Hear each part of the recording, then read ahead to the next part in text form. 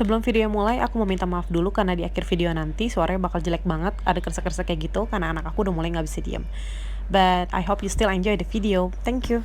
Hai semuanya, balik lagi dengan aku Jennifer. Di video kali ini aku bakal ngebahas soal baby blues dan postpartum depression yang biasa terjadi sama ibu-ibu yang baru melahirkan. Di sini aku bakal berbicara sesuai dengan pengalaman aku sendiri. Jadi sebelumnya aku tuh punya 2 anak ya, ada baby aku di sebelah sini. Jadi sebelumnya aku tuh punya 2 anak dan aku 2 kali ngalamin yang namanya baby blues, tapi dengan cerita yang berbeda. Nah, aku bakal bagi videonya menjadi 2. Untuk video yang pertama ini, aku bahas soal baby blues aku dengan anak pertama aku, dan video kedua aku bakal bahas soal baby blues aku yang kedua. Oke, tanpa berlama-lama, kita lanjut videonya. Tapi sebelum lanjut videonya, aku boleh minta like-nya dulu dan subscribe-nya. Oke, kalau gitu kita lanjut langsung ke videonya. Oke, jadi baby blues itu adalah gangguan mood yang dari hormon gitu loh. Jadi kadang kita bisa marah, kita bisa sedih, sedihnya tuh sedih banget gitu.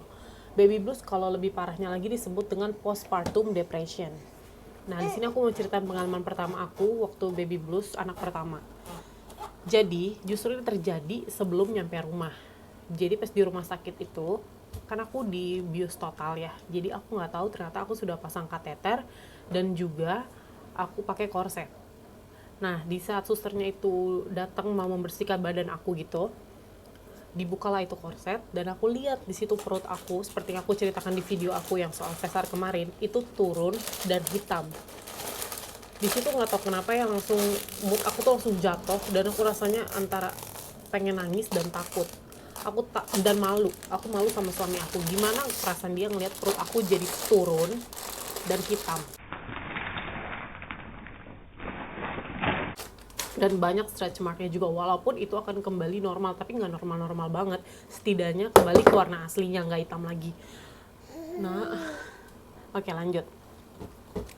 Setelah itu pulanglah dari rumah sakit. Setelah pulang dari rumah sakit, ternyata keesokan harinya itu anak aku kuning dan suami aku nyaranin untuk balik ke rumah sakit. Nah, di situ baby blues aku tuh semakin jadi pas nyampe di rumah. Jadi itu sekitar suami aku baru pulang kerja jam 5 pagi dan suami aku ke rumah sakit bawa baby aku, cuma berdua aja naik Grab, itu jam 6 pagi. Ketika suami aku udah denger sudah sampai pagar, itu aku nangis. Sebelumnya itu kita udah ribut ya.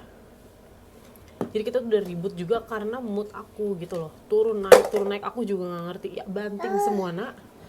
Nah, setelah itu aku nangisnya tuh nangis yang sampai bener-bener nangis.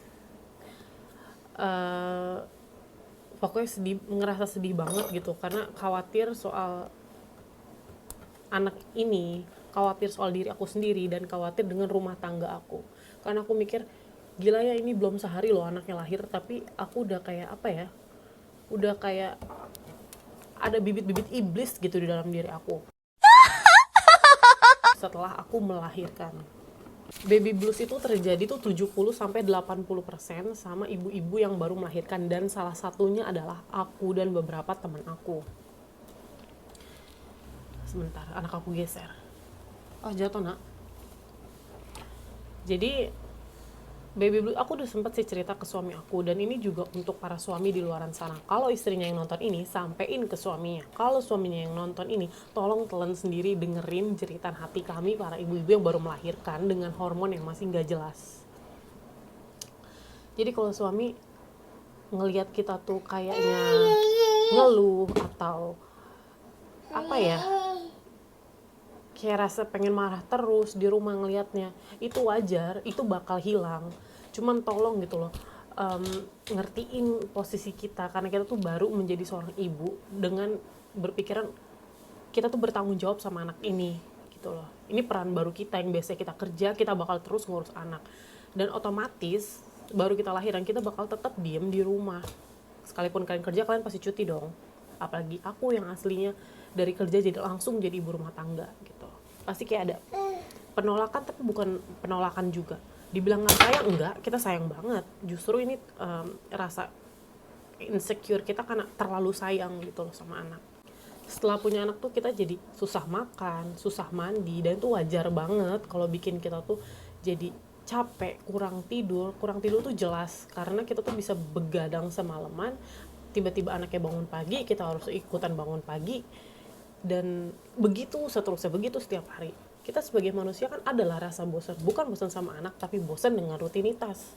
Dan bukannya kita juga nggak mau kita mengeluh sebagai seorang ibu, enggak, tapi kita berhak punya waktu me time itu sendiri gitu.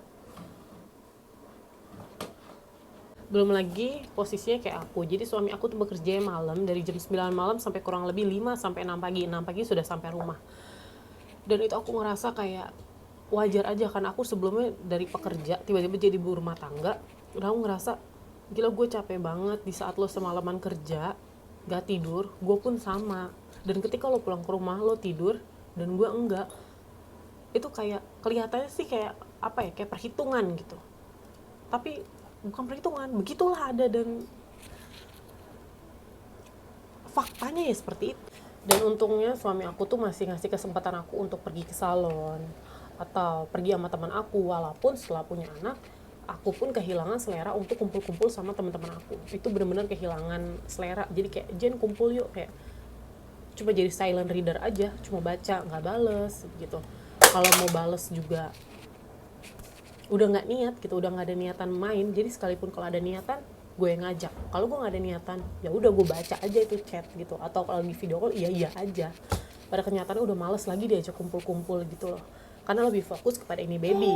Tapi kalau kebanyakan ngurus ini baby dan tidak ada hiburan lain, stres juga, dan ini memicu baby blues tersebut. Jadi serba salah juga sih, disitulah struggle jadi seorang ibu di awal. Ini masih awal loh, kesananya masih panjang loh. Dari yang tadi mikirnya me time-nya itu harus ke salon, atau ke mall, atau kumpul-kumpul sama temen, akhirnya me time aku cuma apa? Anak-anak tidur, aku bersih-bersih. Ngelihat sesuatu yang bersih itu udah ngerasa tenang gitu. Justru kalau berantakan aku jadi pengen marah-marah. Ya jadi me time setelah jadi rumah tangga itu beda. Yang awalnya aku harus nuntut, kayaknya gue harus begini, harus begitu. Enggak, setelah punya anak kayak mau ke salon juga gue nggak akan tenang. Jadi kayak ada rasa kangen, ada rasa nggak akan tenang ninggalin anak di rumah walaupun sudah dipercayakan sama orang-orang yang kita percayai gitu. Sampai pernah pada suatu titik gue tuh sudah berantem gitu kan. Jadi karena dengan mood gue yang nggak jelas ini, berantem sama suami, dan suami berangkat kerja, di situ gue nangis.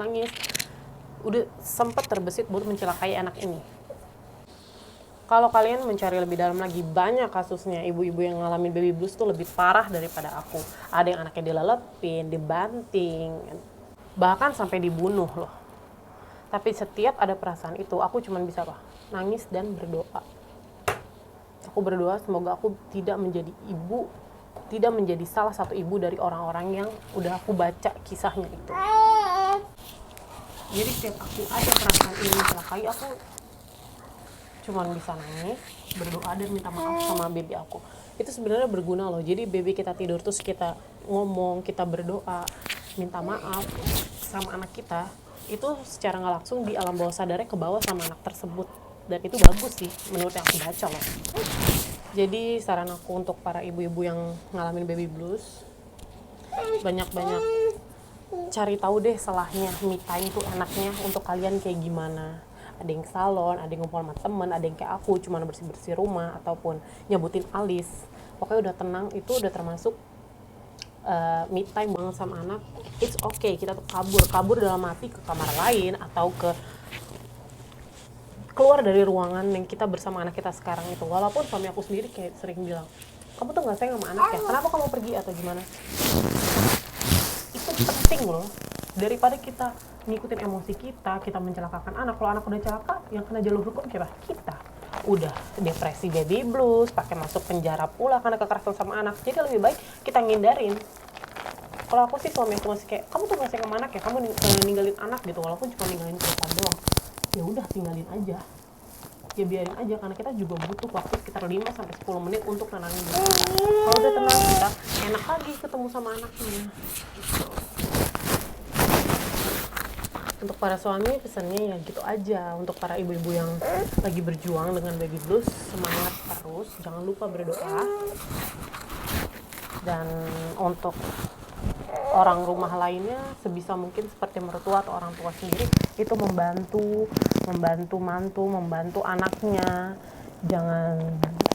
Jangan dibikin tidak nyaman, karena ngurus diri sendiri aja udah gak nyaman, ditambah lagi sosok baru sebagai seorang ibu, dan jangan dibikin gak nyaman deh.